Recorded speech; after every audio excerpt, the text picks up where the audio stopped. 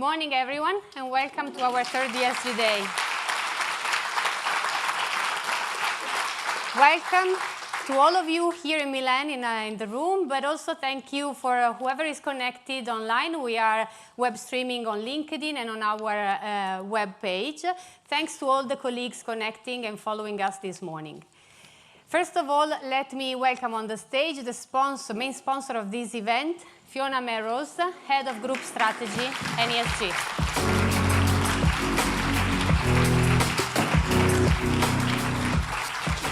Welcome, Fiona. Do you want to give some starting messages for today's meeting to the audience? Thanks, Rossella, and thanks, everybody. It's a real pleasure to welcome you all here today, in person in the room, but also, as Rossella said, we have many people connected online. And it's great to have the opportunity today to discuss in detail sustainability and ESG with all of UniCredit's stakeholders once again, because as you're aware, this is the third time that we've held an ESG event at UniCredit.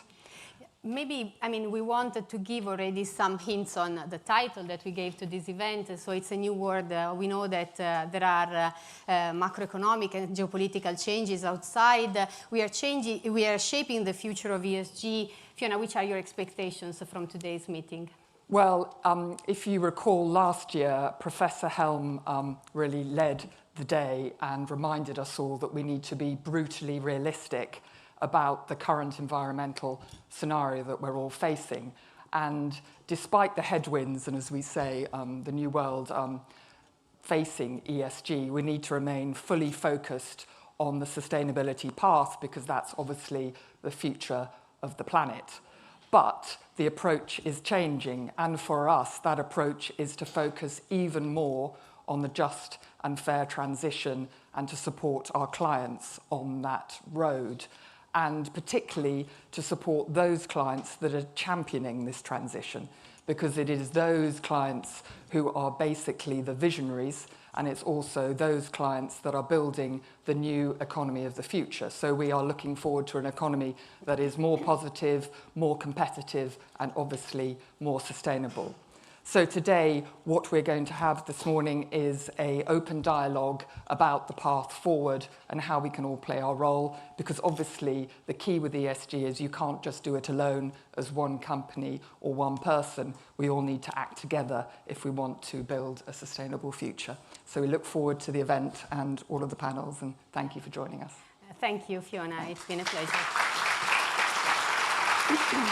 So as Fiona mentioned, we'll try today with this open dialogue to give answers to unanswered questions, stressing how it is relevant to continue talking about ESG and supporting these factors, maybe with a different key. So it's a pleasure for me to introduce the first speaker for today, Professor Boeri, Tito Boeri.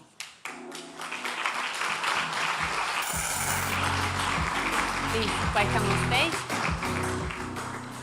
Full Professor of Economics at University Bocconi. Stage is yours. Thank you so much, and good morning, everyone. It's a great opportunity to address such a distinguished audience on a very relevant topic, such as sustainable finance. Well, a few years ago, ESG was the future of finance. Today, is fighting for survival. Over the past few years, we have seen a remarkable backlash against ESG. And this is clearly a reason of concern for all of us. But if we step back, we can see that this moment may also be an opportunity to rebuild ESG on stronger and more credible foundations. Let me start with some numbers. The chart that I'm displaying is showing global flows into sustainable funds over the past 5 years. As you can see, after peaking around 2021, flows collapsed and they turned negative in 2024 and 2025. A number of events fueled this development. First of all, the Russian invasion of Ukraine. Then, the politicization of climate change debate in the US, with positions such as those of Governor DeSantis blaming ESG for being ideological. And more recently, executive orders rolling back on diversity, equity, and inclusion policies, with also mass firings of people operating along these lines, and also ESG mandates. So a number of politicians began framing sustainability as anti-business and elitist. So the result has been capital flight from ESG funds. But this development has not been taking place only in markets. Also, in terms of corporate governance, the backlash is evident. In 2022, 61 environmental and social resolutions were passed with majority shareholder support. In 2025, we are down to 5. This shows fatigue and skepticism. Shareholders are increasingly unconvinced that ESG initiatives deliver tangible values or clear accountability. Public opinion tells the same story. According to Gallup, the share of US voters who think that the US government has done too much to cope with environmental issues has tripled since the early 90s. And we are at the lowest levels in the decade in those that instead claim that the government has done too little to cope with the problem. So overall, ESG currently faces a political, social, and financial headwind. And all of this is occurring all at once. I think that these developments are partly related to what I would call the Great Green Denial. We have entered a post-truth phase in the climate debate, where facts are not enough and misinformation spread faster than evidence. We have opinion pieces, also in authoritative journals, claiming that climate science is not settled. And we have political leaders, quite influential political leaders, declaring victory over what they call the climate hoax. Denialism is once again shaping the narrative. This not only undermines scientific consensus, but provides powerful weapons to those who prefer inaction. I think we have to think and reason about the possible reason for this backlash, because some criticism is fair. First, there were conflicts among investors, because reputational benefits from taking ESG position or approving ESG resolutions are not shared equally. Some shareholders get the visibility, others get only the cost. Second, there was conceptual confusion. What exactly does sustainability mean? Financial return, ethics, long-term resilience? We often treat the ESG as simple one metric, when it's really a bundle of different goals that not always are complementary. Thirdly, inconsistent ratings. As we shall see, there have been different evaluation of the same firm provided by different rating agencies. And finally, the trade-offs. Doing good does not always mean doing well, and pretending otherwise has damage the trust and also undermine the motivation of those who strongly believe in this value on their own right, independently of the return they provide. So let me document these differences in ESG ratings. These are correlations on evaluation of different rating agencies: Asset4, Sustainalytics, MSCI. And as you can see, some correlations are down to 0.18.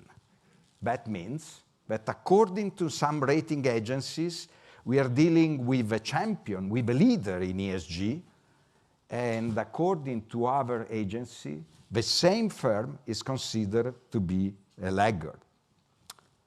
For investors, that's not a framework, that's just confusion. But despite all this, despite this backlash, despite the confusion, despite the denial, we cannot afford to give up. 2024 was the warmest year ever recorded, with global temperature more than 1.5 Celsius degrees, above the pre-industrial levels. Sea levels are rising twice as fast as 30 years ago. Europe alone saw over 60,000 heat-related deaths. And about 320 billion of US dollars were spent to cope with natural disasters. So the science is unambiguous. Delay is not an option. As shown by the diagram on the left-hand side, any delay imposes greater effort in dealing with climate change. It's like when you lose a cyclist wheel and have to chase it, making twice, if not more than twice, the effort. So what can we do to rebuild ESG? Here are some ways forward. First of all, we need to decouple E, S, and G. They address different problems and require different solutions. Secondly, we need to standardize measurement. There have been some steps forward, for instance, with the ISSB S1 and S2 standard, but they need also broader adoption. Thirdly, we need to acknowledge the trade-offs.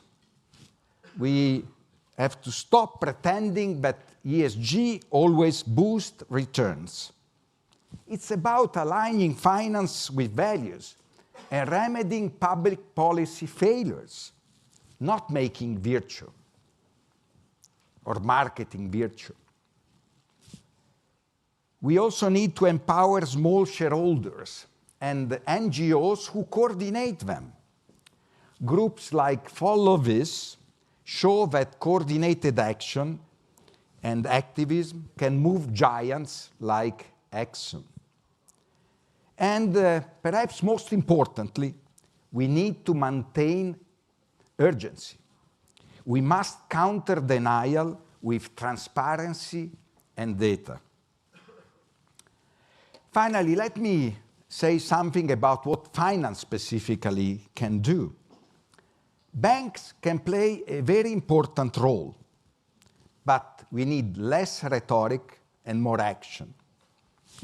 Banks can lower the cost of sustainable practices, for example, offering better loan conditions to firms that pass work safety place inspection and comply with environmental standards that are generally easier to measure than social standards. You can reward progress not just perfection, by reducing lending cost as compliance improve.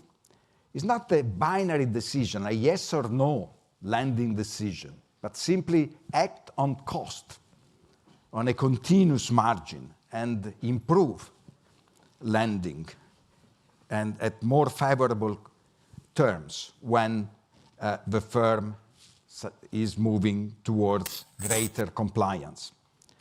And we can also make ESG practical, something firms can do, measure, and benefit from, not just a label to display.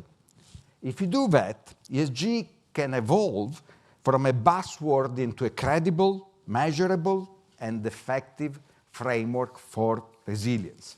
In short, ESG may have failed in its first incarnation, but that doesn't mean that the idea of aligning finance with sustainability has failed. To rebuild credibility, we must separate the pillars, standardize the rules, tell the truth about trade-offs, empower activism, and act with urgency. The world is heating up. The stakes are higher than ever, and giving up is simply not an option. Thank you. Thank you. Thank you, Professor. You can join me here at the center of this stage. Thank you for the messages that you gave to our audience. You explained there are many challenges, for sure, many changes ongoing, but also many opportunities and things that we as a community, we can say, can do. I'm very curious to know how this discussion after your introduction will take place. So let me welcome on stage also the other panelists for this panel. Please, Professor, you can come here closer. So that Okay. Thank you. Thank you. So the first panel is Financing the Transition and How Banking Can Unlock Opportunities for Business in an Uncertain World. Let me welcome on stage Fiona Melrose, Head of Group Strategy and ESG. Pier Francesco Ragni, Deputy General Manager and Chief Financial Officer at Acea Group. Welcome. And connected from UK, Elizabeth Meager, Acting Deputy Editor at Sustainable Views. Welcome. Hi. Thank you all for being here today with us and for discussing this topic.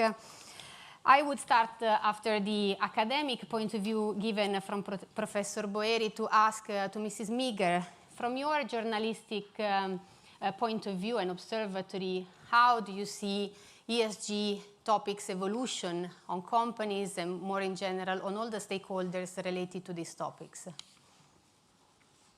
Great, thank you so much for having me. So what I am seeing is less of a sudden jump in corporate practices and more of a shift in language. So that's the same kind of underlying business agenda, but it has been reframed. So we're seeing a lot of companies reframing sustainability language into terms like resilience, risk management, long-term value creation, and business conduct. Another indicator, so the KPMG ESG Assurance Maturity Index for this year shows that companies are increasingly treating ESG assurance not merely as regulatory compliance, but as a strategic lever for trust and resilience. So from a corporate kind of narrative point of view, yes, we are seeing a lot of companies continue with familiar sustainability frameworks, but they're shifting the emphasis. So less on ESG as a standalone concept and more on embedding sustainability topics into core business language, linking it to value creation, resilience, risk, and strategic advantage. So you could characterize this as a disaggregation of ESG, as the professor was talking about, kind of breaking the monolithic label of ESG down into components that resonate, particularly with CFOs, but also with boards and risk committees.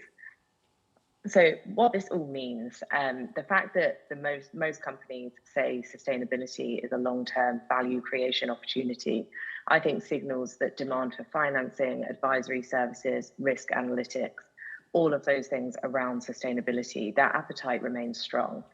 The shift in language suggests that simply offering ESG labeled products may no longer be enough. Clients are looking for integration. How does that sustainability map into business conduct, risk framework, supply chain, and resilience throughout volatility? And our own kind of survey evidence suggests that the practice side, as in actual implementation of new business models, has not shifted as fast as rhetoric has. So there is an opportunity for you all in being early movers in implementation and yielding competitive advantage. And I just wanted to talk about briefly the International Energy Agency's report that was published last week, the World Energy Outlook. So there was a lot of coverage of its scenarios and forecasts and a little bit of kind of conflating of the two. And I would just urge anyone who hasn't read it in detail to look at this stat, which is, I think, great. Global fossil fuel power generation has flatlined for the first time since 2020, even as electricity demand continues to surge. And so the IEA says that if that trend holds until the end of the year, this would be the first time fossil-based power has not increased outside economic downturns, such as the 2008 financial crisis and the pandemic. So I think the best way to think about this is not what companies say about sustainability, but how they are actually kind of living it, how they're mapping it into resilience, risk, and long-term value. Because from what I can see, what's shifting is less the direction of travel and more the vocabulary around it. Thank you. Very much connected also with the topic related to the raters, evaluation that you were mentioning in your speech. Moving to Mr. Ragni, I mean, we're very happy to have a best practice here on the stage. At Acea Group, we know that you already embed sustainability in your business models. More in particular, you are managing several streams, water system, electric nets, waste to energy plants. But focusing on water, can you tell us a bit more about your business model and how you're managing this topic? Yes, thank you very much. Referring to one slide of Professor Boeri, the climate change. The climate change is creating problems in terms of availability of water. In this very moment, the demand of water is growing basically for human consumption, for additional requests from agriculture, from additional requests also from industries and new industries. We cannot forget that data center cooling system is based on water. This fact is pushing a large part of the advanced economy in US, in China, to invest a lot in systems that can grant water to fulfill this increasing demand. On the other side, the offer is reducing because the climate change is provoking less availability of water compared to the past century is minus 20%. And obviously, a mismatch between demand and the offer is quite evident. Solutions, there are solutions. One of the most important one is the reuse of water. In Europe, we reuse only the 2.5% of water. In Italy, 4.5%. We can do 10 times more. To do this, we need investments in treatment of water, because it's not acceptable that we waste water. We can treat and we can utilize it for agricultural usage, for industrial usage, but this awareness should come from us, not the corporation, but from the people, the public opinion, because we have to stress as much as possible this fact. Otherwise, if we run out of water, there will be serious problem. Someone told studies said that the 60% of global GDP rely on water. So the problem of water is under-evaluated. This is why, as Acea, we are the leader in Italy for water system, the second largest operator. We are pushing at national level. We are pushing at EU level. Recently, the EU Commission included water resilience in its agenda because now the problem arises and we have to find out altogether a solution. There are solutions, because obviously we need more investments in treatment of water, but not only on this. We should consider that the leakages, the water losses in Europe is 25%, in Italy 42%, but it's simply a matter of capital expenditure. More we invest, more efficient will be our systems and our networks. Obviously, we can do more than this in terms of regulatory framework. In Europe, we have 27,000 operators. In Italy, more than 2,000. So it means that water is managed at local level.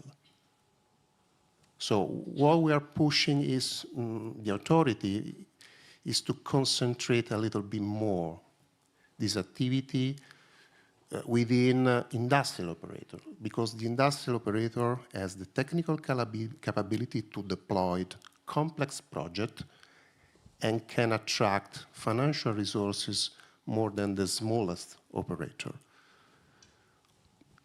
Sometimes there are discussions about tariff. Water is free. We do not pay for water. We pay for the collection of water, transportation of water, treatment of water. In Italy, we pay 2.5 euros per 1,000 liters of water. It's half of what they paid in France and 1/3 of what they pay in Germany.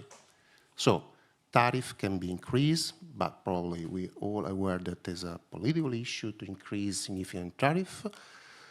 Okay, this is why we are asking for support, public grants in order to reduce losses, to increase the treatment of water, and also the bank could have a significant role on this.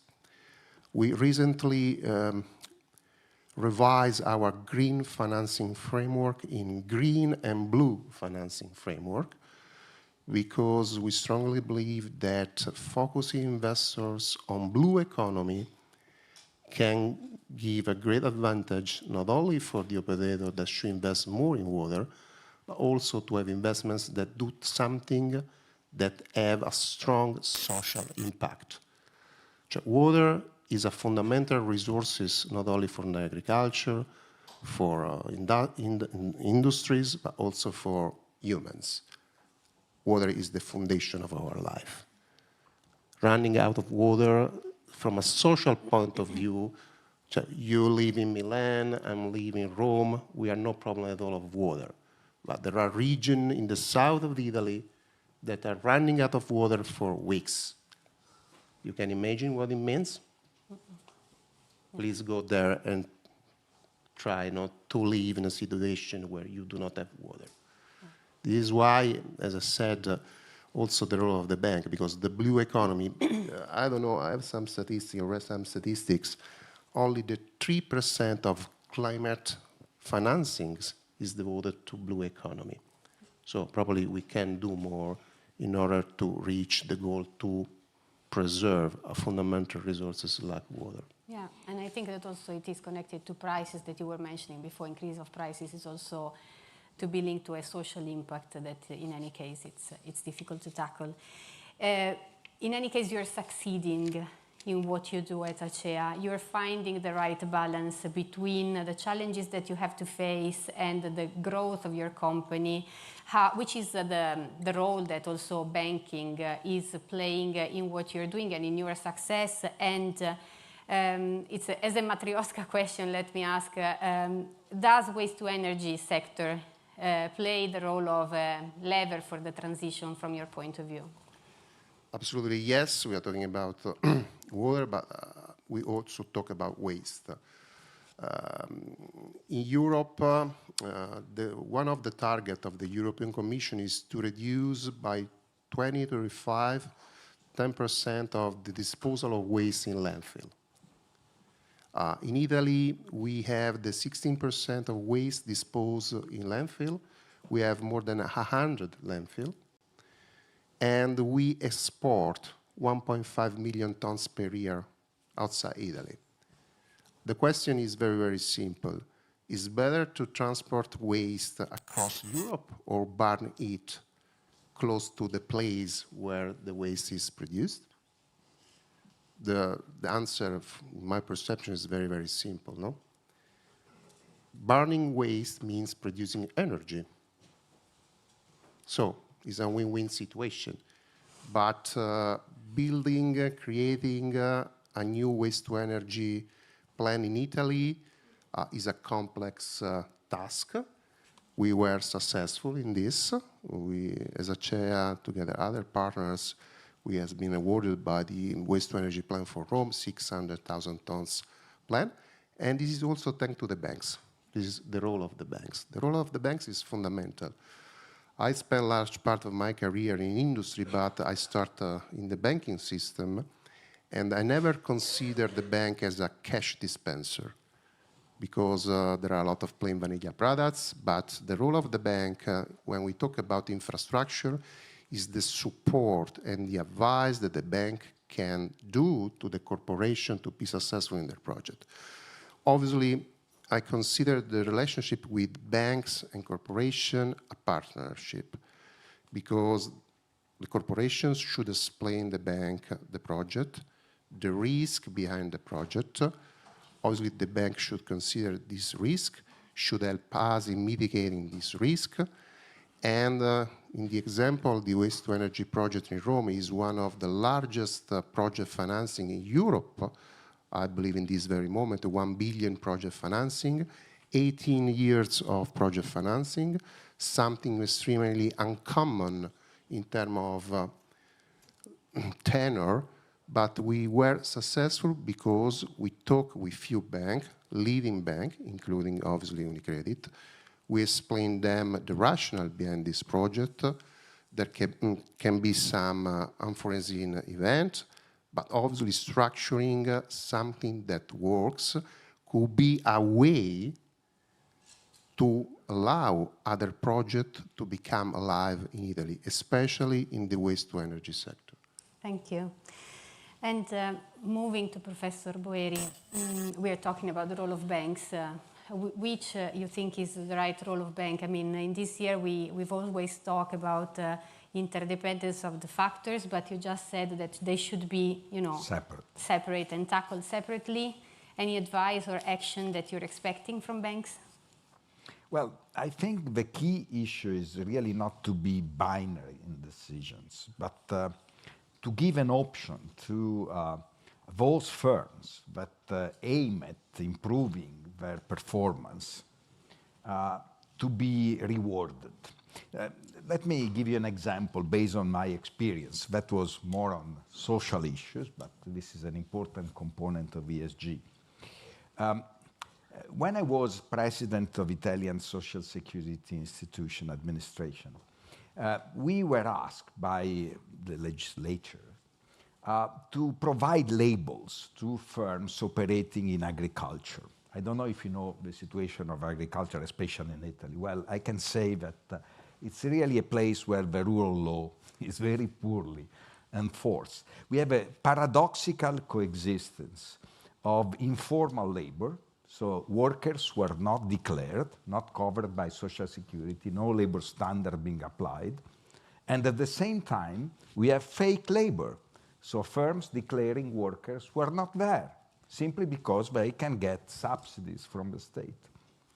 So providing labels of fairness, of social responsibilities to firms operating in agriculture was an extremely risky business.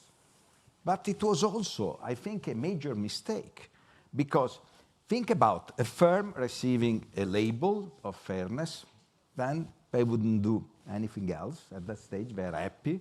They wouldn't do anything to improve the situation, and there is always something not fully complying with the law. There is also this gray works, workers being partly declared, partly undeclared in their earnings, so they would not have any incentive to improve their performance, because they would think, okay, we are no longer getting any inspection. And those firms that instead didn't get a label, they, at that stage, would simply continue to operate in the underground, because they had not the possibility to improve the records at all, given that we didn't give them the label. I think it's a mistake to give these labels this way, because it really segments the firms into firms that have no incentive to improve and firms that are really bound to continue to be illegal.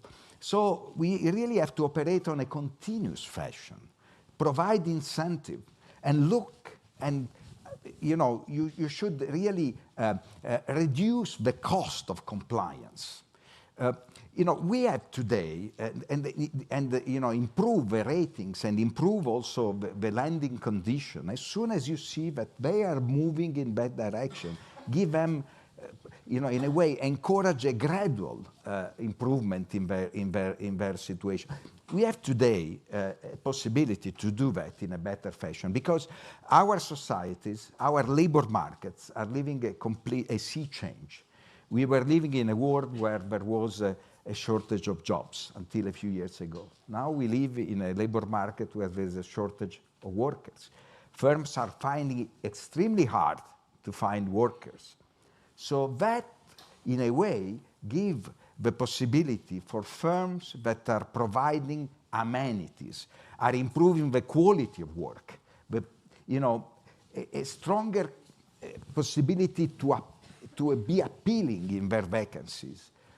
So in a way, giving a reputational advantage to firms that provide these amenities, that comply with labor standards, that minimize injury risk, giving reputational advantage in that term makes a big of a difference for firms, because they will be in a better position to attract good workers. And that's a very important asset at this stage. So I think that's the margin one should operate, rather than being, as I said, providing labels. Yeah. Thank you, Professor. Fiona, at UniCredit, we have always supported clients towards a just and fair transition. Maybe I can use the mic, okay. So just and fair transition for us is not really just a mantra, it's something that we believe in. Which are the levers that strategically at UniCredit we are moving to continue supporting our clients, has been stated by companies and by the professor? As you said, it's one of our key principles is to support our clients, and the way that we're doing that in practice, and many of the people in this room are obviously very much involved in that, is to add business value to our clients, particularly in the nature of transitions. So we are basically there to support them in their financing needs in their transition journey, and that's on a sectoral basis, but also by, as we were previously discussing, providing advice in that journey. And particularly when we look, obviously, from the product side, for larger companies, we have a suite of green products, and then we look at SME, or the smaller companies will have more standardized products that we can scale. But generally, we are also looking to provide tailored advice and innovative solutions, and we're really aiming to follow our clients on their journey. For example, when we look at transition, obviously, particularly around net zero, that's very much in focus. So the quality of transition plans and the increasing internal assessments that we're doing around transition in terms of moving with our clients and where we can give advice. We also obviously focus very significantly on training, so ensuring that our relationship managers have the levers to engage in clients and to provide the right advice. And then if we're talking about nature, or blue particularly, but nature generally, the climate debate is expanding to obviously include nature, which makes total sense because, as we were discussing on water, nature and all of its related parts are the bedrock of the economy. And you've seen that in terms of regulation and supervisory expectations for banks. Nature is now being fully embedded alongside climate, and they're obviously inextricably linked. And for us, that means that it's also becoming part of our conversation with clients and also increasingly part of our product suite if we were looking at nature, if we're looking at water, particularly in the case of Italy. And when we talk about incentives for clients and encouraging clients on the transition path, one thing I would point out would be our partnership with OpenES, where we are, if, for example, in Italy, we've got an ESG-linked loan where that being on that platform will also include a free ESG assessment rating. So that's, I think, valuable for companies to see where they stand, and that really helps them in terms of their journey and to access the right financing. So all in all, I think we've got a very broad approach here, but the fundamental principle is to accompany our clients in their transition and to make a difference in that respect. Thank you, Fiona. Last question for Mrs. Meager. Can you hear us? Yeah, okay. Since COP30 is now ongoing in Brazil, and we know, I mean, you anticipated already and we listened that the situation is evolving, but we really need to continue investing and talking about ESG topics. Which trends do you see on the market related to companies or industries more in general? Yes. So, look, we can't kind of understate the headwinds, and the kind of simplification push that is coming from the EU is significant. And there are other jurisdictions moving towards a similar kind of model. And obviously in the US, excuse me, it is outright deregulation. Just yesterday, a US judge paused California's climate disclosure rules, which signals, further regulatory uncertainty, and global economic and geopolitical tensions remain kind of big obstacles. But I think, it's clear, especially from this panel, that committing to sustainability still matters. So companies, as everyone has said, facing more frequent extreme weather, supply chain disruption, and carbon and pricing shock. That said, there is momentum behind this energy transition, as we've kind of talked about, those stats from the International Energy Agency. There's also, thinking that renewables are projected to become the largest source of electricity generation globally, potentially by the end of this year. I do want to stress, this kind of like anti-sustainability brigade will not be in power forever. And in many jurisdictions, the next kind of regulatory phase could bring tougher rules. So I really do believe that businesses that are ahead will have lower transition risks in the future and can capitalize on those opportunities. And you mentioned COP30. I mean, following it is difficult. It's not been hugely encouraging so far, but there are a kind of couple of bright spots.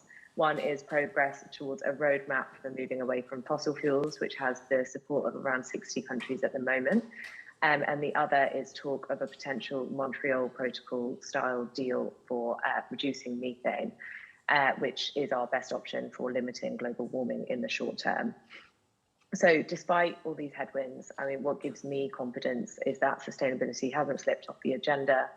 And for companies and banks alike, I really do think that this is a moment to lean in, not because the rules are here today and everywhere, but because the business case is really clear and the transition is already underway.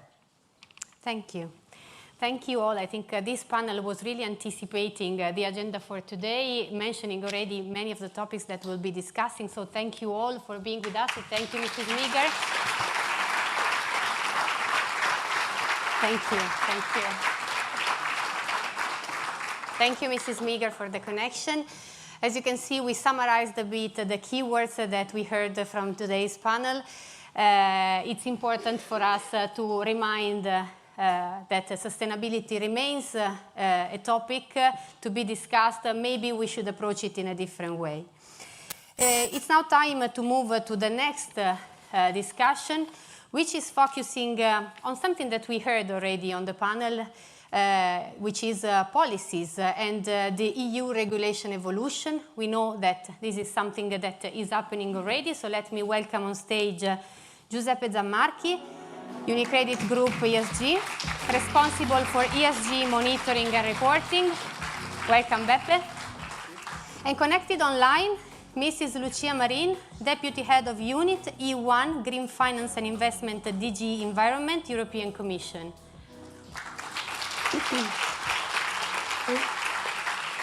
Can you hear us? Okay, so we cannot see her here, but she's on the big screen. Fine. Okay, welcome both. As I said, EU regulation is evolving, it is changing. We heard that the word competitiveness is coupled with sustainability. I would start with Mrs. Marin, asking you to give us a bit of a snapshot of what is happening at EU regulation level, which are the discussions that are ongoing, and to give us your point of view on whether this simplification really means something that is more efficient for companies and banks and all the stakeholders, or it may be a threat and a step back for sustainability. I hope you hear me well. Yes. Yes, thank you. So first of all, thank you for having invited me, and actually also it was good to hear some encouraging messages from the prior panelists and on the importance of not giving up, of the importance of maintaining the cap and the importance of water, for instance, the very important messages to us, especially in the European Commission, and I'm from the, as you mentioned, from the DG Environment. Now, coming maybe just with the simplification, but maybe before speaking about simplification, I would just want to recall two messages, is that, and we have the Sustainable Finance Framework, the regulatory framework has shown that it can support the transition. And it can support the transition and also competitiveness. And we have figures. We have the figures, for instance, for the taxonomy alignment. We have figures on how the Sustainable Finance Disclosure Regulations, so SFDR, which, by the way, we have the proposal to review it will be released today, have backed this trend, and we hope the trend will continue. And the figures show that indeed that there is a buy-in from many corporates, and there is a buy-in also, by the way, from governments, which use more and more the sustainable finance framework. But every system and every structure can be improved, and this is and also the past months clearly have shown there is an urgency for the EU to boost competitiveness and to act quickly, and that's why we have launched several initiatives, from the Clean Industrial Deal, the Saving and Investment Union, and of course the simplification of the EU rule book. And as you mentioned, I think, and some others. Of course, this may be, depending on angle, you can see it maybe that this is the regulation. We will want to see that the simplification, actually, if you clarify rules, if you focus on the core data, if you therefore help the implementation and the take-up of the Sustainable Finance Framework, you actually support and increase the financing of the transition. So there is a positive narrative of the simplification. And for instance, just to mention some of the things we hear and we have heard, and that's why also as part of the proposals that, for instance, the rules were more complicated especially for SMEs, and that's why we had tried to look at how to reduce this complexity for SMEs, to focus on the largest companies, which are likely to have also the bigger impact on the climate and environment, while still enabling companies to access sustainable finance for their clean transition. So this is part of the discussion. As you know, there was an omnibus, the famous so-called Omnibus 1, that looked at Corporate Sustainability and Reporting Directive, with already a stop the clock, which effectively postponed by 2 years the entry into application of the requirements of the reduction in scope. We will see now with our technical advisory body, EFRAG.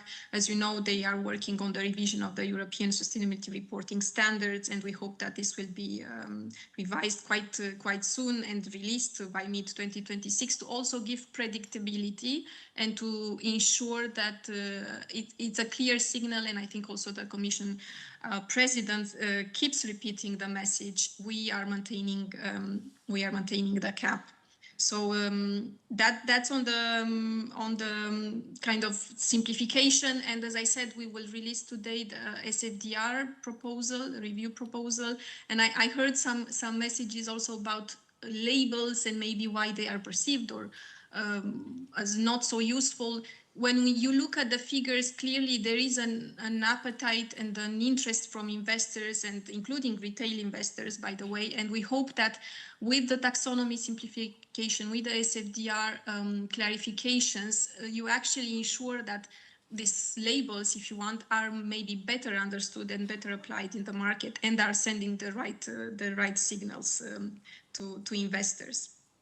Thank you. It's a very positive message to see this simplification really as an opportunity to have more companies on board, really being a positive, having a positive impact on the society and on investors. And also from banking point of view, we are very much looking forward to hear from this news, to know how to position on this new regulation. Beppe, you're responsible for ESG monitoring and reporting at UniCredit, so you're entitled to say which is the perception of the bank related to this simplification that is that we are awaiting. Do you think that it's really something that is giving us a positive angle, or will be suffering from less data available for our reporting? Well, first of all, we are big fan of rules. So let me clarify, we are never against rules. The rules that we like are rules that are clear, that are applicable without room for interpretation. In essence, those are rules that make all the players comparable, because every time there's room for interpretation, comparability is really lost in the process. So in this context, we really appreciate a lot the efforts that the Commission is doing in terms of simplification. There are, of course, lights and shades, because on one side, as a preparer of sustainability reporting, we would like this simplification to be in place also for big companies. And I believe that actually this is not exactly the case at the moment. There is a little bit of frustration in the industry, because we are basically at the end of November and we still do not know what kind of rules we will have to apply for this year reporting, which I believe is a little bit of a difficulty in this moment for us, at least. On the other side, the simplification for small and medium enterprises is more than welcome, because as also Mr. Draghi said in his report, we have to take into account the capability and the possibility to preserve and even enhance competitiveness of European firms. On the other side, as a bank, for us, reducing the number of companies that will report in terms of ESG topics is a little bit of an issue, because in the future we will likely have to rely more on estimates and on proxies, while we know that having first-hand data is always better. The point here is a very simple one. We need to understand the risks that we are running. We need to understand the companies that we are financing. And the more information we have, the best we can do this kind of job. And the same thing applies also to our investors. Investors will never stop asking about these topics. They don't need a huge set of numbers. I fully agree with Professor Boeri when he says that we have to decouple E, S, and G, and we have to simplify a little bit, because there is no metric that can fit for all the purposes.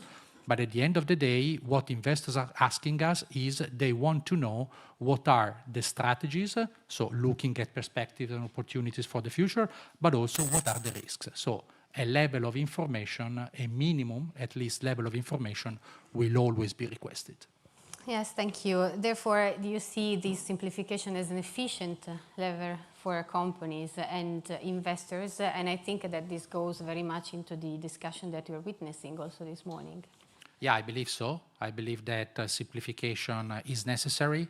I believe that a tsunami of regulations that we have seen in the past was in some cases unnecessary, complicating things. As I said before, clear rules, easy to understand when you have to apply them, with the final goal of increasing comparability. That is the idea that, in my opinion, should be applied to the set of rules that we have. Simplification, if it goes in this directive, it's really more than welcome. Thank you. Thank you both for being here this morning with us. Thank you for this discussion, and we really hope to see very soon the regulation and how it will be simplified, especially also to support our clients for this just and fair transition that we really want to continue to pursue. So thank you. Thank you for this. Thank you, Mrs. Marin. Thank you. Bye.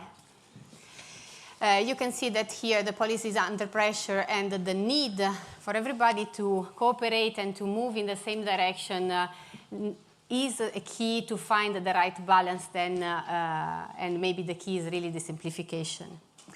Moving to the next topic, it's not a new topic on this stage. We've been talking about this topic already in the last editions, but it's growing in the attention, it's growing in the impact, and it's a topic that is really impacting on climate and society. And it's biodiversity and natural capital. And this year we want to discuss how this is fitting and needs to be fitting into financial decision making. To do so, we invited, and I hope she's connected from Kenya, Dr. Fisher Frauke, Department of Animal Ecology and Tropical Biology Biocenter, University of Würzburg. Good morning, Professor. Good morning. Thank you for being with us. Thank you very, very much for the invitation. I hope you hear me well. As Rosella just said, I'm connecting from Kenya, and we have quite a windy day here. So I hope, well, you might hear some background noises, but it's about biodiversity. So I'm in a game reserve. I saw some elephant this morning, some lions. So. That's great. I think that the wind is pushing the connection even better, but everything is working correctly. So thank you, Professor. This morning, we really like your help to understand how biodiversity is fitting into finance decision-making processes and how it is also linked and impacting on society. Yeah, so maybe we can put up my first slide. I brought a couple of slides. Yes, I think the technical crew to help us. Yeah, thank you very much. So biodiversity, well, I think you talked a lot about climate this morning already. So to put it very simple and maybe even a little provocative, we can say that when we talk about climate change, we are talking about the question how we will live in the future. But when we're talking about biodiversity loss and the loss of ecosystem services, we're actually talking about will there be a future for us? And what you see here are the ecosystem services, the services nature provides for us. And I put around the names the names of the industries that are then affected by some of these parts. So if we look at nature as an economic factor, we have to say that in Europe, for example, 70% of the GDP is directly or indirectly dependent on ecosystem services. And on the other hand, of course, also that applies also for the economic sector. But then on the other hand, we have a very negative impact on biodiversity and ecosystem services. And I want to give you some numbers there as well. $2.7 trillion have been invested by the 20 largest banks in 2019 in sectors or in actions that actually destroy biodiversity and ecosystem services. And if we look at the World Economic Forum, then they say that there will be there's an economic potential of $10 billion annually if we would invest more in nature. So can I have the next slide maybe? Or yeah, even if we look at, or please go one back then, I'm sorry. So what we see here is also the social implication, because if you look at the services nature provides us with, it's clean air, it's clean water, clean air, it's fertile soil that we need to produce food. So there is an absolute dependence of people on biodiversity. And so if we lose biodiversity and ecosystem services, this is not only very huge economical effects, but also a lot of social impact. So people don't have clean water anymore. People don't have clean air to breathe. They are suffering from intensifying climate change. They have very high prices to pay for food, for example. There's a lot of insecurity coming along with the destruction of ecosystem services. So I would say they are like the social implications. And if you'd like to bring up the next, or sorry, no, just to ask if there's any example that you can give us also for the interaction between the sectors and this, but maybe you were already going in this direction. Yeah, I mean, if you look at, especially if you look at the financial sector now, for example, you have a very high or an increasing risk of losing credits that won't be paid back. You, of course, have a very high volatility of prices when ecosystem services are reduced. For example, we just saw last year a five-fold increase in the cacao price just because ecosystem services were destroyed and cacao plantations, didn't bring the harvest that they brought before.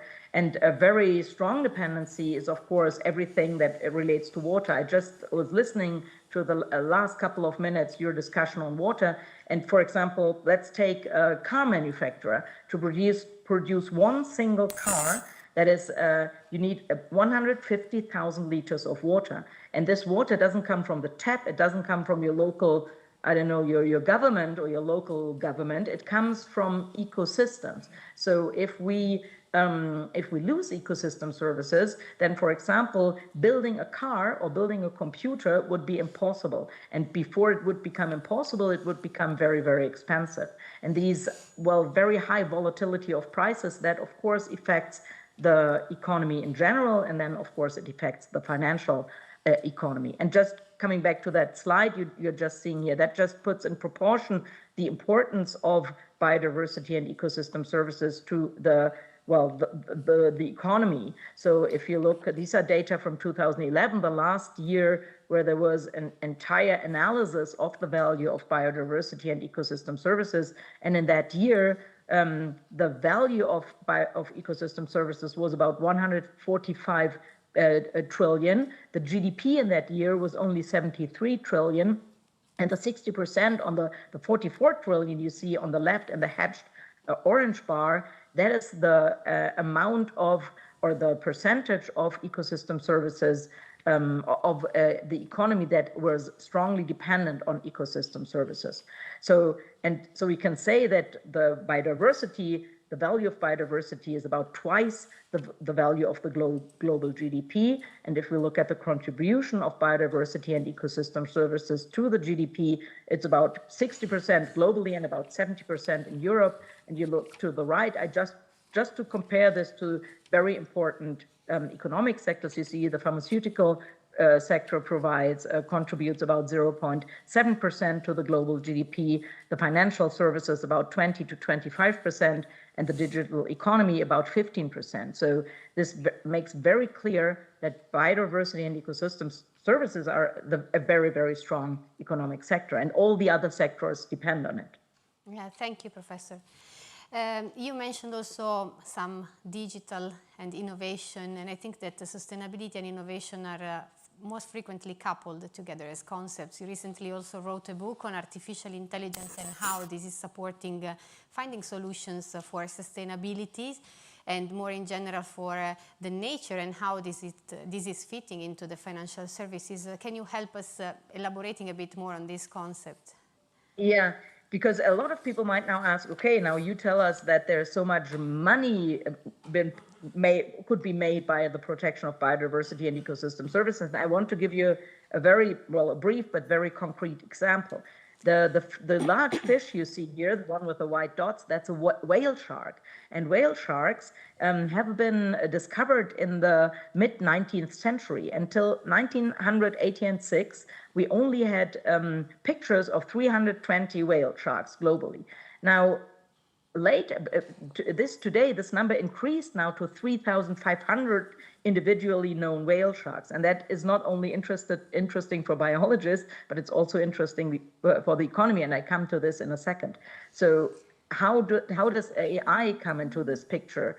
You see these little spots on the skin of the whale shark, and there's an AI application that was originally invented for observing the sky, but it can also be used to observe whale sharks. Now, a lot of hobby divers take pictures of whale sharks and they post them on social media. What this AI now does is it looks at, it screens social media accounts for pictures of individual whale sharks, and AI is pretty good at looking at patterns, also at patterns of the skin of a whale shark. So now we have about 3,500 individually known whale sharks, thanks to AI and AI analytics. And AI now connects these information with information on the present occurrence of a single whale shark, the present location, the ocean current, the water temperature, and the movement of container ships. And AI is now able to use these data to inform logistic companies where there will be high risk of a collision of a ship with a whale shark. And this is very good. This helps nature, because when the ship hits the whale shark, it's most likely will be injured or even killed. But it also helps the logistics sector, because now they can prevent these collisions with whale sharks, and they are happy to pay for this AI analytics, because this reduces their risk of ships being damaged, but it also very much reduces the risk of violating contracts because deliveries are made too late, for example. Thank you, Professor. It's been really a curious discussion also to find alternative solution on how nature and sectors are very much connected. So thank you also for joining from Kenya. Thank you. Thank you very much for the invitation. Bye. I think that we also have a recap of this conversation on the screen, and it's always nice to see how this interaction between the climate change and the biodiversity is evolving. But one of the key elements of today's discussion, and we heard about this word in each and every panel that we listened to this morning, was the social element, the social factor. And it is now time to talk about social. And I mean, the social and economic and the technology pressure that are ongoing are also pressuring on social dimensions. So it's with great pleasure that I welcome on stage Fiona Melrose, Head of Group Strategy and ESG at UniCredit, and Silvia Cappellini, General Manager at UniCredit Foundation. Welcome on the stage. This panel is all in presence, yes. So welcome on stage. I was mentioning that, I mean, social is very much important at UniCredit, and I'm curious to understand, and I think it's important to understand, since UniCredit wants to be the bank for Europe's future, from your point of view, from the foundation, I mean, what are you witnessing in terms of evolution also of the approach that that the community is following on education, and in particular, on youth and education? Well, thank you, Rose, and thank you for having me here today. I think after all we've heard this morning, I mean, even more convinced that investing in education is critical, right? Yeah. So we're really facing a moment where many transformational changes are really occurring, not only from an economic point of view, technological, demographic, or macroeconomic. And inequalities are widening, polarization is increasing, and there's a real risk of leaving a significant portion of youth out of society.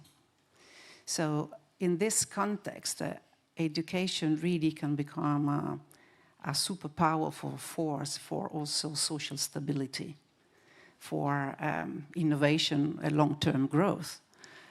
And I truly believe in that, because the moment you educate people, you also give them knowledge, critical thinking, the ability to navigate through complex situation, understand what really happens and not just follow the flow in a way.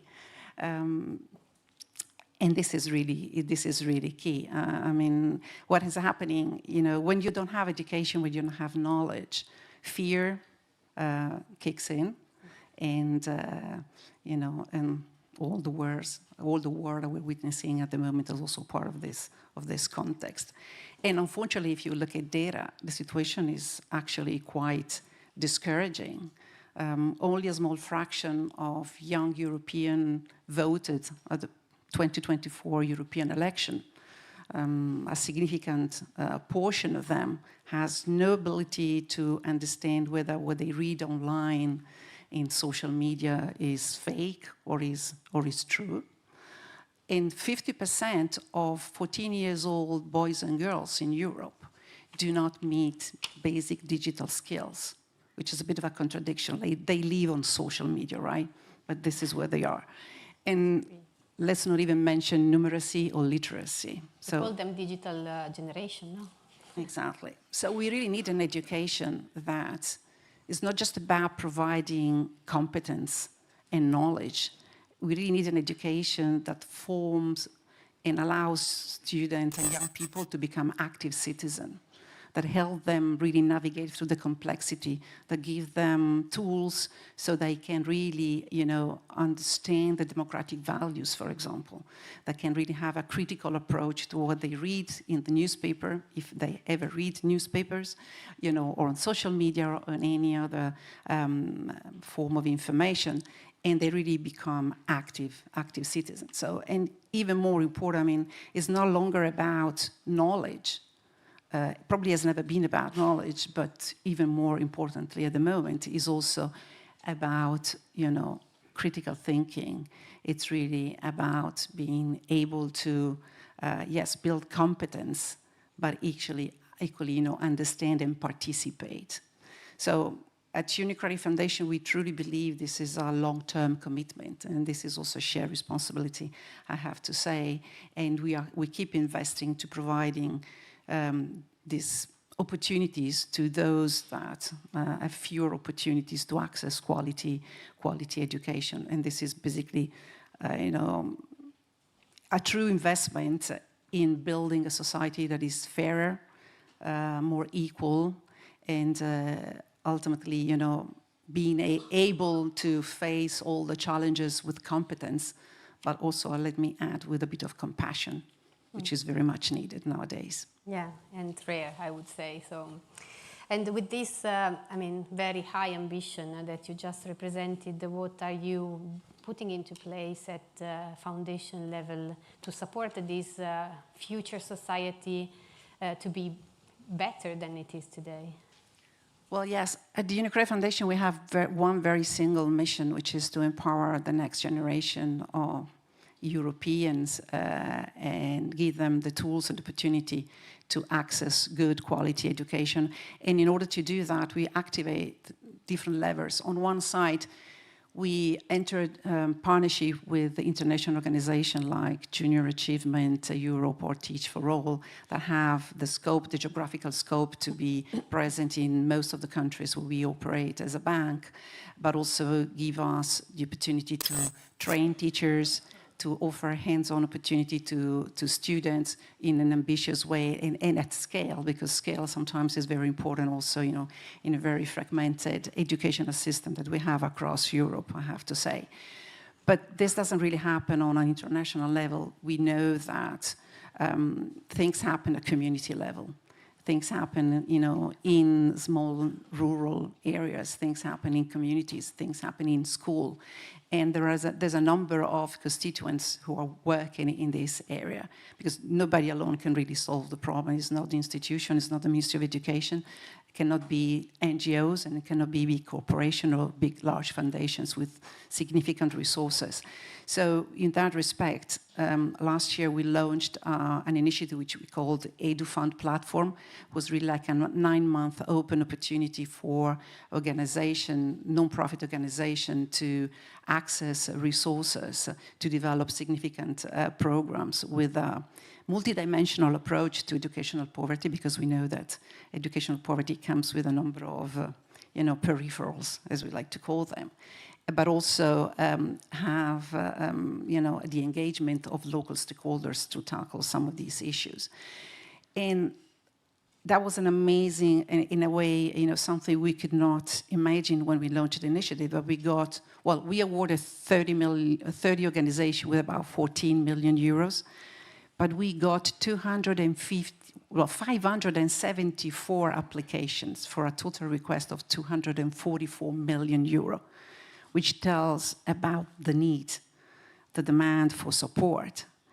And this was, in a way, an opportunity for us also to understand where the need was the greatest, in which were the need. We weren't just about to give solutions, but we were about to contribute to, solve some of the problems which are somehow common across most of the countries where we operate as a bank. And what turns out is that the huge need, not only in terms of funding, especially now that in many Eastern European countries and in the Balkans, resources are shrinking as a result of the US governmental decisions taken recently with the USAID, just to mention a few. So many grants have been cancelled, many programs have been cut, many initiatives do no longer exist because there's quite a high level of dependency, especially in Eastern Europe, from US funds. But it came out also very importantly the need for many of these organizations to be supported in terms of capacity building, in terms of knowledge, in terms of ability to connect them. And we're just coming out, sorry if I did do a bit of a digression, but we're just coming out from 2 days of what we called an unconference. So basically we gathered all these 30 organizations here in Milan to talk about not what does work, but what does not work in their environment. The fragility, the vulnerability, because sometimes we tend to talk about performance, but in order to achieve great results, you first need to understand what does not work and then change and address those changes. And it really turns out that the challenges are so big that they really need a network. They really need somebody to relate to. Somebody can be on their side for the long term. Somebody they can rely on in terms of, yes, financial resources, but also dialogue, access to best practices, access to knowledge, access to institutions as well. That's also a role as a bank we can play and have been playing in certain circumstances, right? It's facilitating conversation, because at the end of the day, we are all human beings, and relationship and trust is what is fundamental in any kind of relationship with donors, among stakeholders, with the communities where you operate within, and in general with the students, the families, and the teachers you deal with to solve some of these problems. So you have to put this really in short. There's so much to be done, but this is really a shared commitment, which involves institutions, civil society, but also young generations that have to step up and do their own part if opportunities are offered to them. Yeah, no, thank you for sharing also this experience from the last 2 days. I think you're building trust against these communities, and so it's very important for the foundation to be taken as an institution to guide them in difficulties that they may face. Thank you. Fiona, moving now to the UniCredit part, and at UniCredit the social strategy is key in our ESG strategy, and more in general for the UniCredit Unlocked strategy. Last year we launched also the Skills for Transition program, which is addressed to different targets. Can you share a bit more about these results that we achieved at UniCredit?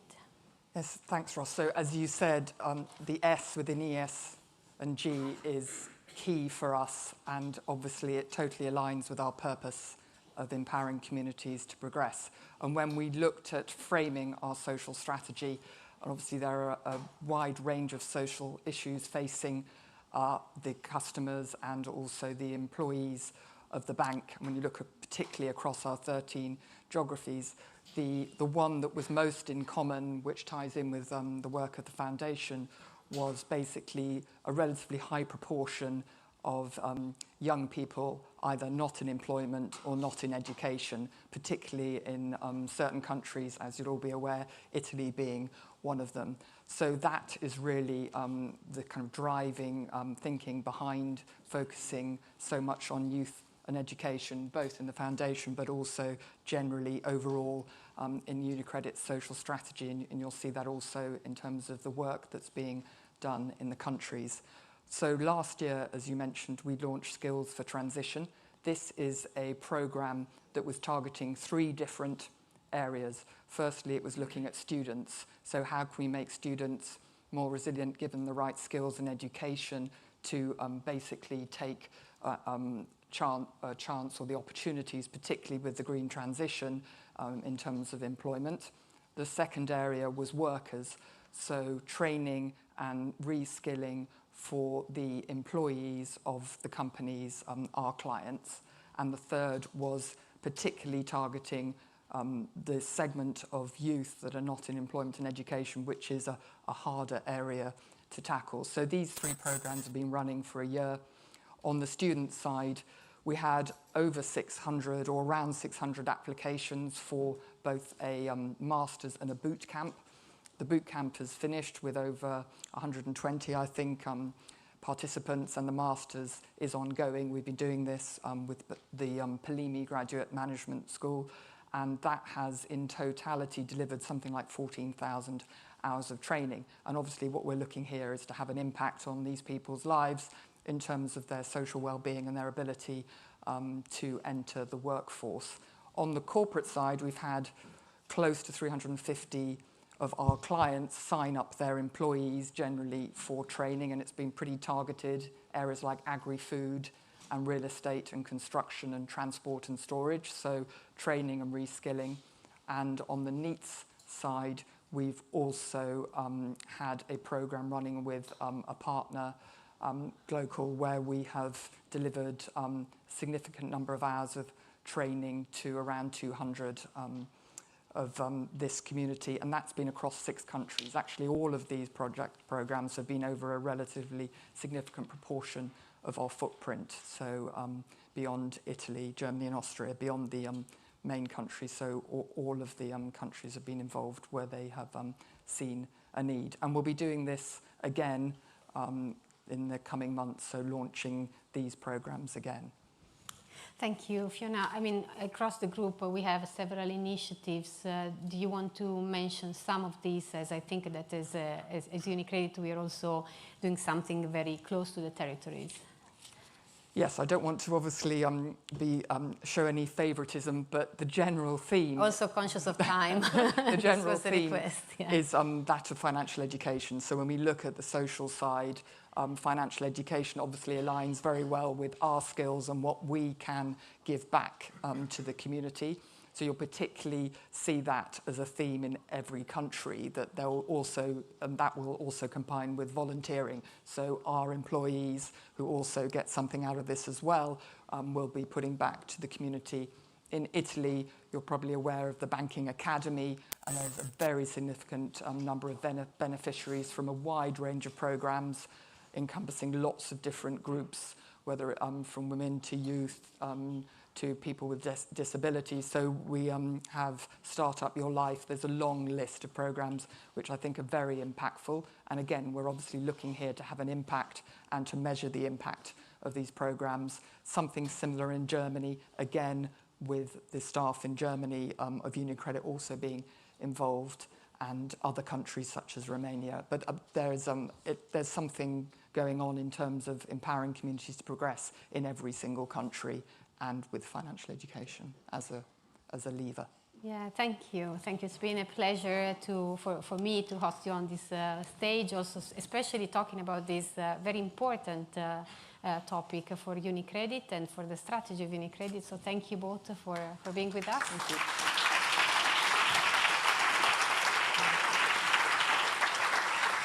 Also for you, there is a recap of what you just said. Very important to have a social change, and the role of the bank is to support this change, also facing the social, economical and technological pressure that the new world is providing us. There is a switch in the agenda, and so I would welcome on the stage the panel that is following, that is giving solutions, concrete solutions to the transition at UniCredit. Therefore, let me call on the stage Massimo Catizzone, UniCredit ESG Advisory, Mr. José Manuel Romay, okay,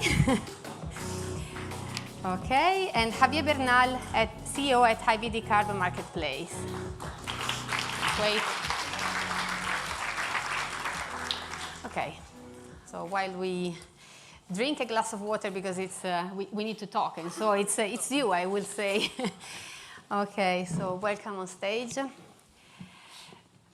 So in this panel, we want to share with the audience really the role of banks. Massimo, I would start from you. So if you can share which is the role of the bank, given advisor, and how did you manage to find this solution which was, let me say, accomplishing the needs of everyone around the table? Thank you, Rossella. This partnership is the byproduct of us continuing to execute on our ESG strategy relentlessly and with discipline. We are constantly looking to develop innovative solutions that can be rolled out at scale and that can enable our clients to benefit from what we call the UniCredit network effect. What you have here is IVD Carb, that is a Spain-incorporated marketplace, operating globally, working with UniCredit, a pan-European bank, with a view to decarbonize the textile sectors across Europe. So, you know, this is a step in the right direction, is a step in the directions very much aligned with the priorities of our strategies as they were outlined by previous speakers. We are also constantly trying to be close to our clients, all of them, large, small, medium, possibly at the same time, with a view to offer to them the full range of our advisory and financing solution services, with a view to enable them to fulfill their environmental, social ambitions and to create value, financial value for all of their stakeholders. And again, this partnership is a step in that direction. So this explains why we're very happy to be in this partnership with IVD Carb, and explains why we're very keen to get to work. Thank you. And I mean, this is really the role that we are playing as supporting a just and fair transition. Moving to Mr. Romay, Deputy CSO at Inditex. I mean, at Inditex, you are one of the largest actors in the textile, and you're already, I mean, you have already some actions on the sustainability field that you're undertaking, especially for the supply chain. How this collaboration with IVD Carb is fitting into your action plan? This is, being a sustainable company is an existential necessity for us, so it's very serious. The belief is that this is mostly expected by customers, that we are giving them goods that are safe and they can buy with comfort, and they can feel secure. Also authorities. So for us, this journey is clear, so that we have to become a sustainable company.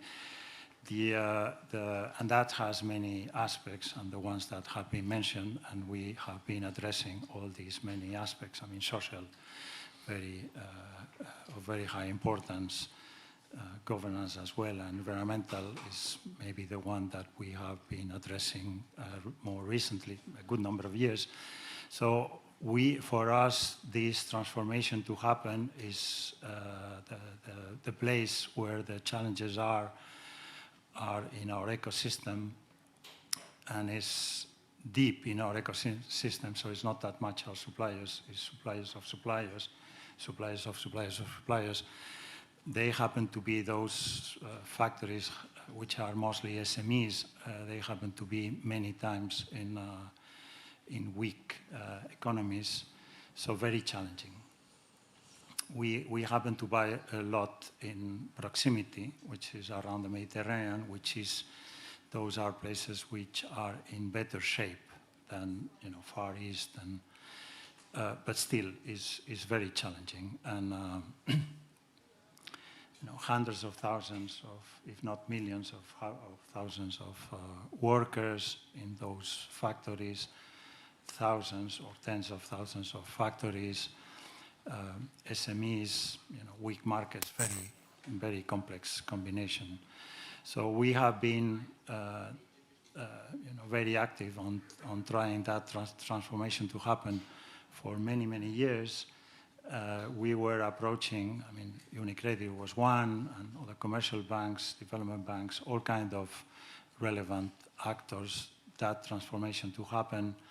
Everybody was in the same page, so we had no need to convince anybody. Governments, central banks, everybody seems to be aligned, but nothing was happening. So we were hoping someone to pull the rest of the participants, good intentions, agreements, but nothing was happening. So that's when we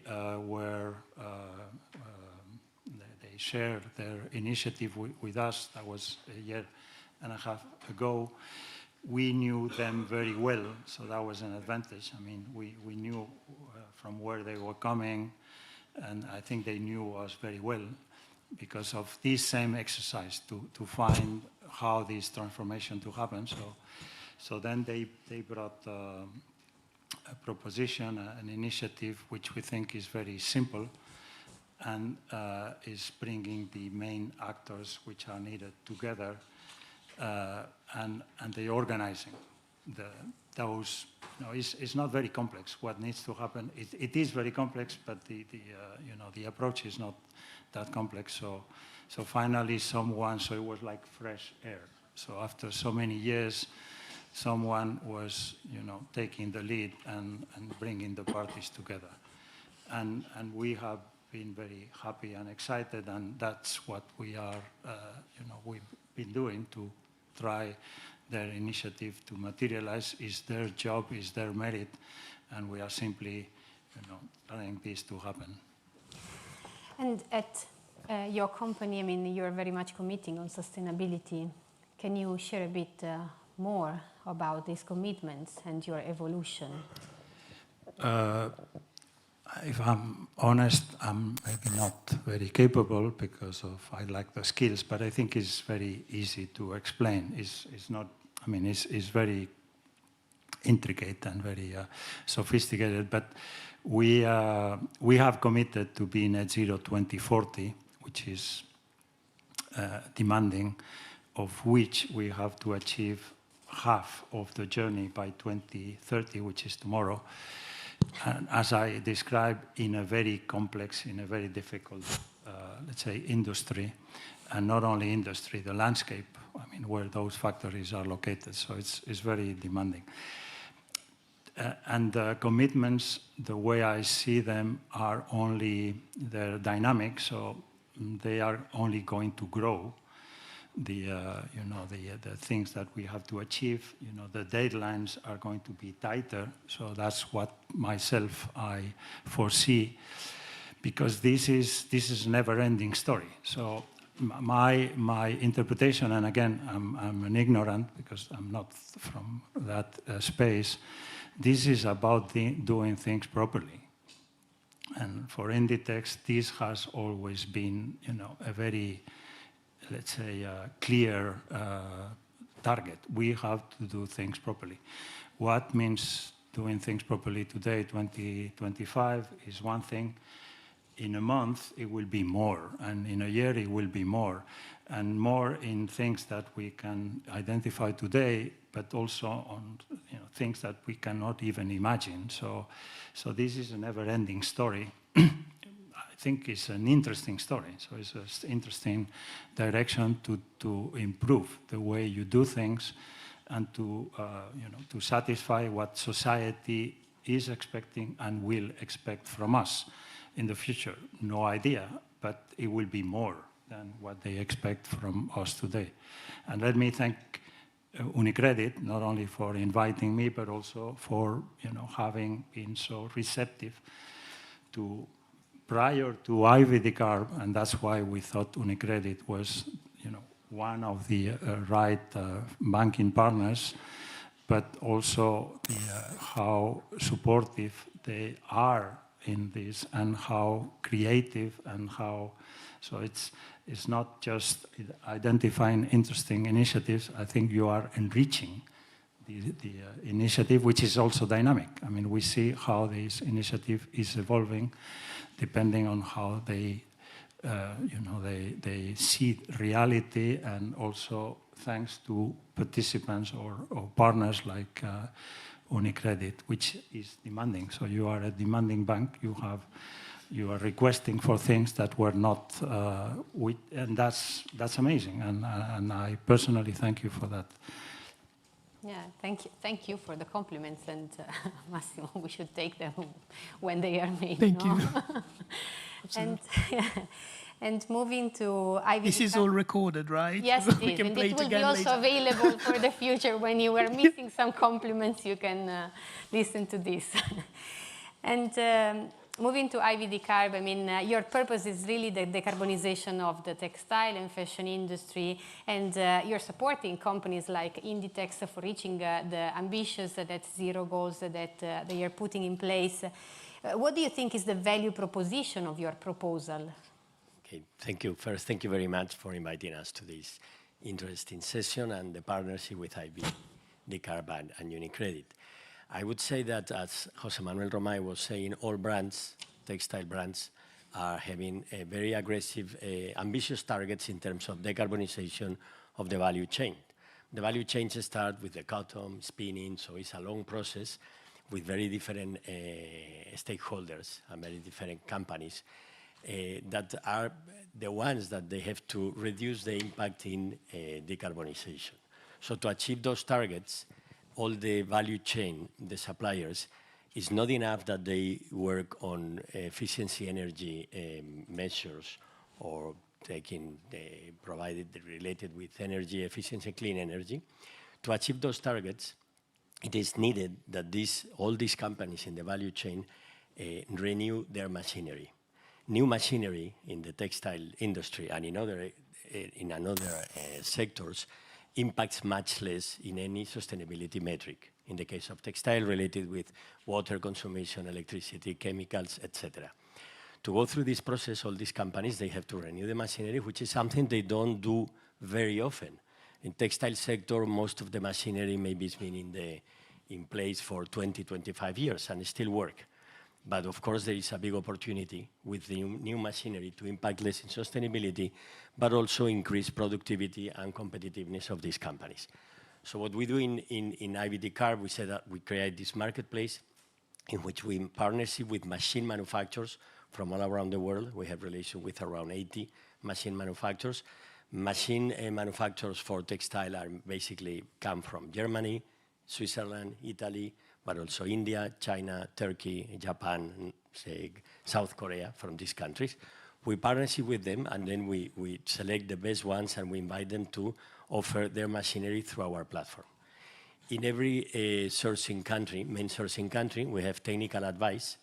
We have textile engineers that give advice to the textile manufacturers that come to look for this machinery.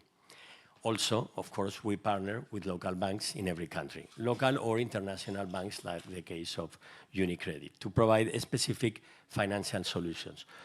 And with the brands, we have agreements to bring and to support us, and also to address their suppliers. So we have all the four stakeholders: brands, textile manufacturers, machine manufacturers, and banks, to accelerate this process of decarbonization. I think putting all them together, we have advantages for all the stakeholders, textile manufacturers, they can do what the brands are asking them to do, decarbonize their processes. For banks, it's a way to support and impulse in their markets the decarbonization of the sector, because we also measure the impact of every single machine is renewed. For the brands, it facilitates the accomplish the targets they have for the next years.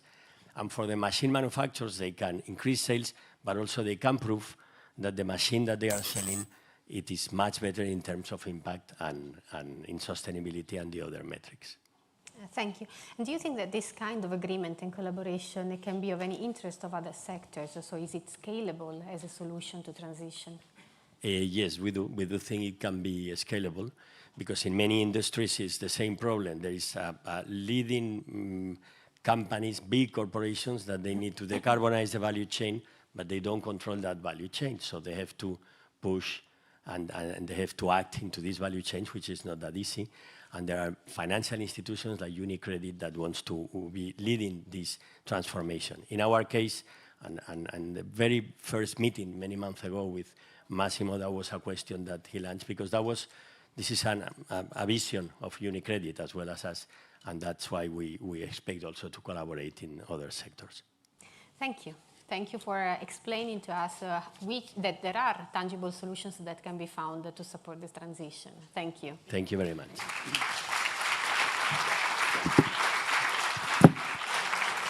And here also for you a recap of the panel. So Massimo, you will not just have the recorded video, but also the graphic, so to keep in your memories from today. So I know we were meant to have the CEO closing speech, but actually he had some agendas constraint. So luckily we have Fiona Melrose as head of group strategy and ESG that can help me closing this event from today. Fiona, I don't know if there's any takeaway or message that you want to convey to the audience. Well, obviously I'd like to thank everybody for taking the time. This is a topic that's very close to UniCredit's heart, and obviously to our strategy. We embed sustainability and ESG in all that we do. And I think today we've heard a wide ranging of topics. Obviously the theme, as last year, was that urgency continues in terms of the need to make progress on sustainability and to take action. I think this time around we talked much more about nature than in the past, so that the agenda is shifting somewhat in focus from not just climate, but nature also at its heart. And I don't know about you, but some of the statistics that were given obviously jump out at you, both on the nature side and on the side of water, as was discussed, in terms of the urgent need to make progress. But also, as I said at the beginning, the most important thing here is in terms of accompanying our clients on a just and fair transition. And I think we've heard today that in terms of the area of innovation and in terms of solutions for clients, it's all about working together and accompanying each other on that transition in terms of advice and in terms of financing. I'm very pleased to say that the professor was keen to say that banks have a key role to play, and we very much believe that at UniCredit, and that we work together with our clients to achieve a more sustainable future. And I hope that you've all enjoyed today and you've gone away with a renewed sense of urgency. I always find these events very inspiring in terms of giving us the energy to push forward on what is a really complicated agenda, particularly if we're looking at E, S and G together and the trade-offs that we have there. But there's obviously, I think, a lot of optimism out there and scope to continue the ESG journey with our clients. So thank you so much for attending today. Thank you, Fiona. Yeah, I think that We can see here a recap of the day, and I think that one of the main messages, I take the words from the professor, is more action and less words. So I hope that every company and also bank here in terms of us will continue on this path. Before closing, if we can, if you can support us in giving your feedback on the event from this morning, so that we can collect your, if there's room for improvement, for sure there is, as we heard on the stage. And just to remind that, and thank also all the countries that locally are organizing local events. Today we're starting with Austria, Hungary, but also Italy. So there will be some events in the branches, more than 80 branches collaborating on this event. And also here in Treehouse, we will have corporate clients that are joining partners, so to have better advices on how to proceed on this new way to approach sustainability. Let me thank then all of you. Thank you, Fiona, for being with us today and for supporting us also this morning. Thanks to all our audience, also people connected online. Thanks to all the colleagues, and thanks to the teams that made this possible, to my team, to the technicians, and thank you. See you next time.